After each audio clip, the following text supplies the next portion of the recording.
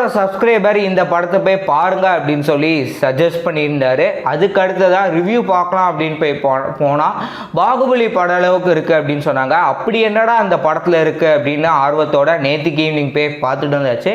John கிளாடி direct பண்ணி இந்த வாரம் Feb 23 வெள்ளிக்கிழமை வெளியே வந்த பைரி படத்தை பற்றி பார்க்க போகிறோம். வாங்க வீடியோக்குள்ளே போகலாம். இந்த படத்தில் லிங்கம் அப்படின்னு படத்துடைய கதாநாயகன் அவர் புறா வளர்த்திட்டு இருக்காரு. இவருக்கு ஹெட்டாக இருக்கக்கூடிய ரமேஷ் லிங்கம் இன்னும் ஒரு சில பேர்னு கேங்காக இருக்கிறாங்க ஒரு டீமாக. ஆப்போனண்ட்டாக இருக்கக்கூடிய இன்னொரு டீம். இந்த ரெண்டு டீமுக்கும் நடுவில் என்ன நடக்குது அப்படின்றதான் இந்த படத்துடைய மொத்த கதை. பந்தயம் விடுவதும் இந்த ஊரோட கலாச்சாரமாக இருக்கிறதுனால பாசிட்டிவ் அப்படின்னு பேசும்போது ஃபர்ஸ்ட் ஆஃப் பொறுத்த வரைக்கும் ஹீரோ காலேஜ் படிக்கும் போது ஒரு பொண்ணை லவ் பண்ணார் அப்படின்னு ஃப்ரெண்ட்ஸ் கூட ஷேர் பண்ணுறேன். ஒன் சைடாக லவ் பண்ண துரத்தி போனேன் ப்ரப்போஸ் பண்ணுறதுக்கெலாம் ஆனால் அந்த பொண்ணு ஒரு ஆளாக கூட மதிக்கலை அப்படின்னு ஃப்ரெண்டு கூட சொல்கிறது. அண்ட் பொண்ணு லிங்கத்தை லவ் பண்ணுறது அப்படின்னு கொடுத்துருப்பாங்க. ஃப்ரெண்ட்ஸ் கூட சரக்கு அடிக்கும் போது இப்படின்னு காமெடியாகவும் கொண்டு போயிருந்தாங்க. அண்ட் லிங்கம் எப்படி அந்த புறா வளர்க்குறாரு, பந்தயத்துக்கு எந்த மாதிரிலாம் அவர் ரெடி பண்ணுறாரு, ஆப்போனண்ட் இருக்கக்கூடிய டீம் சைட்லேருந்து என்ன மாதிரியான ப்ராப்ளம்லாம் வருது அப்படின்றது ஃபர்ஸ்ட் ஹாஃபில் நல்லா கொண்டுட்டு போயிருந்தாங்க. ஆனால் ஃபர்ஸ்ட் ஹாஃபை விட பார்த்தீங்கன்னா செகண்ட் ஹாஃப் நல்லா விறுவிறுப்பாக கொண்டு போயிருப்பாங்க. ஃபர்ஸ்ட் ஹாஃப் பார்க்கும்போது நம்மளுக்கு போர் அடிக்கிற மாதிரியான ஒரு ஃபீலும் நம்மளுக்கு வரலாம். ஆனால் அதை கடந்து செகண்ட் ஹாஃப் போனீங்கன்னா உங்களுக்கு விறுவிறுப்பாக கொண்டு போயிருப்பாங்க. அதனால அவங்க எந்த எல்லை இந்த படம் பார்க்கும்போது நமக்கு வெற்றிமாறன் படம் ஞாபகம் வரும். உதாரணத்துக்கு சொல்லணும்னா ஆடுகளம் படம் எடுத்துட்டிங்கன்னா அதில் சேவலை வச்சு சண்டை போடுற மாதிரியான கான்செப்ட் கொடுத்துருப்பாங்க. சேவல் பந்தயத்துக்கு பே பண்ணுற மாதிரி கொடுத்துருப்பாங்க. அதே மாதிரி இந்த படத்தில் புறாவை பந்தயத்துக்கு கொண்டுட்டு போகிற மாதிரி கொடுத்துருந்தாங்க.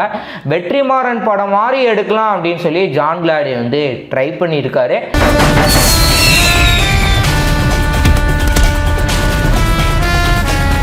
இந்த படத்தை பொறுத்த வரைக்கும் ஆக்ஷன் பிளாக் சீன்ஸ் அப்படின்றது நடுவில் தேவையான இடங்களில் கொடுத்துருப்பாங்க. காதல் காட்சியுமே கம்மியாக தான் இருக்கும். இந்த படத்துக்கு காதல் காட்சிலாம் தேவையில்லை அப்படின்னு சொல்லுவோம். ஒரு கமர்ஷியல் ஆடியன்ஸை கொண்டுட்டு வர்றதுக்கு காதல் காட்சி காமெடி அப்படின்றது காமெடி அப்படின்னு பொறுத்த வரைக்கும் நம்மளை நல்லா சிரிக்க வைக்கிற மாதிரி 1-2 காமெடி இருக்குது. படத்துடைய செகண்ட் ஆஃப் நல்லா விறுவிறுப்பாக த்ரில்லாக கொண்டு போயிருப்பாங்க.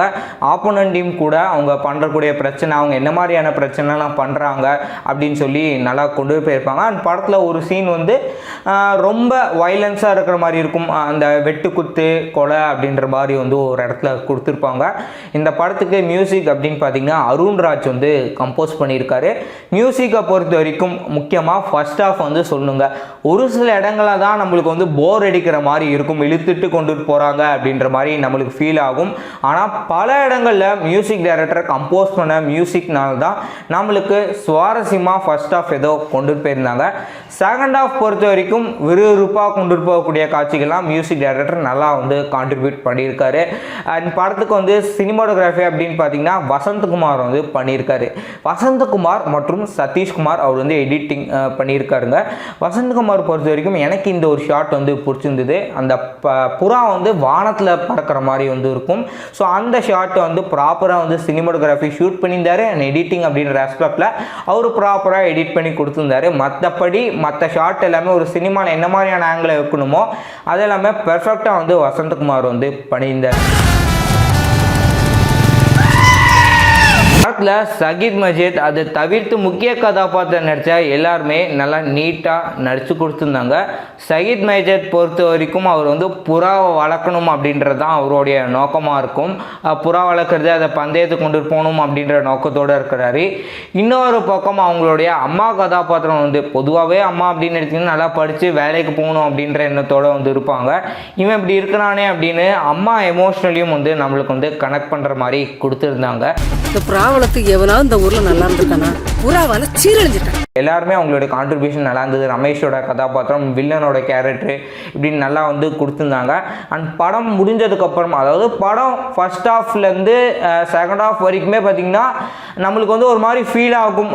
படம் கொஞ்சம் ஏதோ போர் அடிக்கிற மாதிரி இருக்குது, பெருசாக ஸோ ரொம்பலாம் கொடுக்கலப்பா, பாகுபலி எஃபெக்ட் அளவுக்குலாம் இல்லை அப்படின்ற மாதிரி நம்மளுக்கு என்ன தான் ஃபீல் ஆனாலும் அந்த கிளைமேக்ஸ் அப்படின்ட்டு இருக்குது இல்லையா, கிளைமேக்ஸில் செகண்ட் பார்ட்டுக்கான பர்ஃபெக்டான ஒரு லீடு கொடுத்துருந்தாங்களே அந்த லீடு வந்து பெர்ஃபெக்டாக கம்ப்ளீட் பண்ணியிருந்தார் படத்தோடைய டைரக்டர் ஜான் கிளாடி. இந்த படத்துக்கு நெகட்டிவ் அப்படின்னு பார்த்தீங்கன்னா ஃபர்ஸ்ட் ஹாஃபோட ஸ்க்ரீன் பிளேவை இன்னும் கொஞ்சம் டெவலப் பண்ணியிருக்கலாம் அப்படின்ற மாதிரி எனக்கு ஃபீல் ஆச்சு. மொத்தத்தில் படம் கேட்டிங்கன்னா படம் வந்து நல்லாயிருக்கு. பார்க்கணும்னு நினைக்கிறவங்க இந்த படத்தை தாராளமாக தேட்டரில் போய் பார்த்து என்ஜாய் பண்ணக்கூடிய ஒரு படம். இதே மாதிரி வேற ஒரு வீடியோட உங்களை சந்திக்கிறேன். Until then stay tuned on R S studio.